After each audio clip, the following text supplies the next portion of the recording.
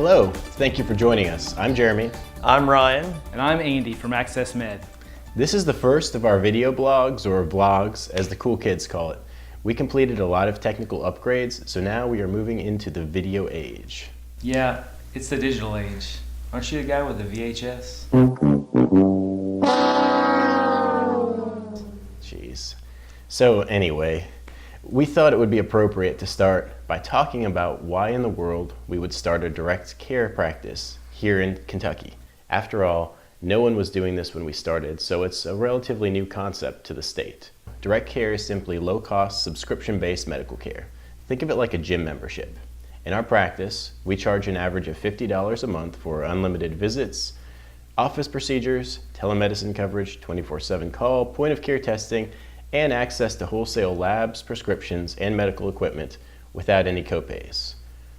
Okay, so our story begins with a group of friends working in a busy emergency room under a very broken medical system.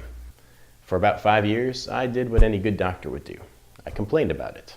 I told myself there's got to be a better way to do this. Patients were falling through the cracks, unable to get in with their regular doctor.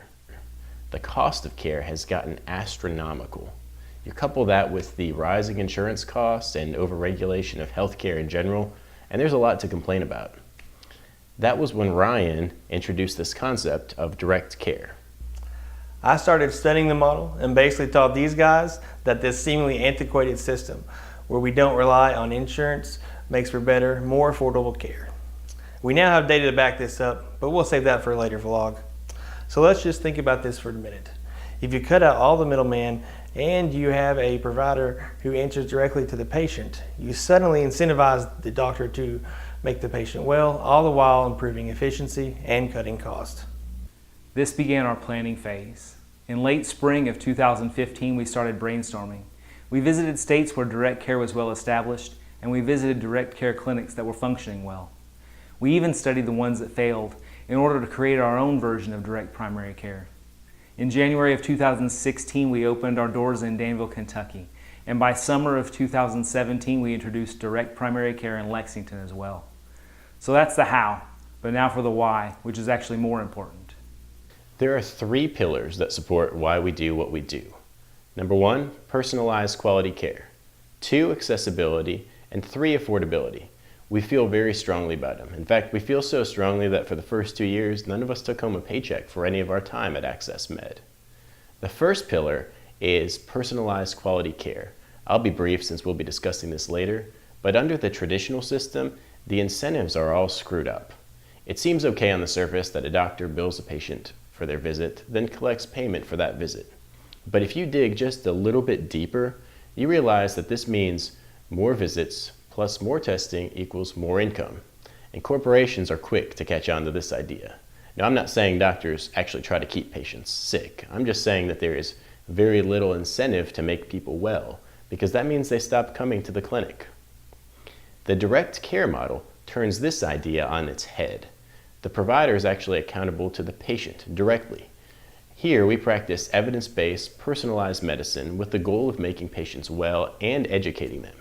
In fact, I even set goals during the patient's initial visit to see how we can get there. After all, this is how medicine was always intended to be practiced. The second pillar is accessibility. Having practiced in both emergency room settings and primary care clinics, I realized just how valuable that is. I saw countless things getting referred to the emergency room because clinics were too busy or were not comfortable treating something like a laceration, a minor break, or possible infection. We make ourselves available by text, cell phone, email, direct secure messaging, and face-to-face. We're even on call 24/7, and I mean that because I've actually gone in to take care of an urgent problem at midnight. You see, by knowing our patients personally and being accessible, we can differentiate what really needs an emergency room visit or a hospital stay versus what can be treated as an outpatient, even if it deserves a lot of attention. Our last pillar is affordability. The cost of care has skyrocketed for many reasons, but primary and preventative care are the most affordable parts of medicine. In fact, they were never meant to be insured at all. Think about your auto insurance. You don't use your auto insurance to fill your gas tank or change your oil.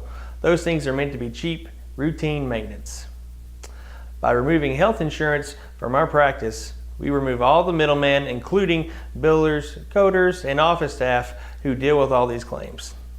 We also remove unnecessary corporate oversight. In short, we run a leaner practice where everyone in the office helps take care of the patients, and this majorly cuts cost. So thanks for tuning in. We'll be launching these blogs monthly, along with a monthly whiteboard session, and maybe a few extras sprinkled in between. The first whiteboard session will be all about the overpriced world of healthcare benefits.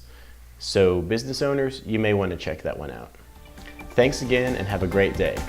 Check out our webpage or give us a call if you want to learn more about our practice. Thanks. Thanks.